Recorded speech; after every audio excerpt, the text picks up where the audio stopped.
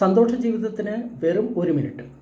അടുത്ത നമ്മൾ ആർജിക്കേണ്ട ഒരു പുണ്യപാരമിതയാണ് മൈത്രിയുടെ പാരമ്യം.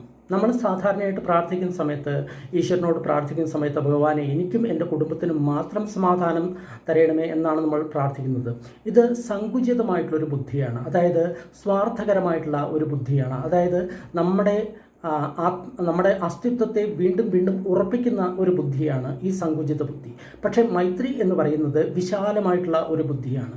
എന്നെപ്പോലെ തന്നെ എല്ലാ ജീവികൾക്കും സുഖമുണ്ടാകണം, എല്ലാ ജീവികളും രോഗത്തിൽ നിന്ന് മുക്തരാകണം, എല്ലാ ജീവികൾക്കും ഭയത്തിൽ നിന്ന് മുക്തരാകണം, ഒരു ജീവിക്കും ദുഃഖമുണ്ടാകരുത് എന്ന് പറയുന്ന ആ സാർവജനീനമായിട്ടുള്ള ആ ഗുഡ് വിൽ, അതായത് നമ്മൾക്ക് അവരോടുള്ള ആ സ്നേഹം, അതിനെയാണ് നമ്മൾ ഈ മൈത്രി എന്ന് പറയുന്നത്. നമ്മളെപ്പോലെ തന്നെ ബാക്കിയുള്ള ജീവികളും ദുഃഖികളാണ്.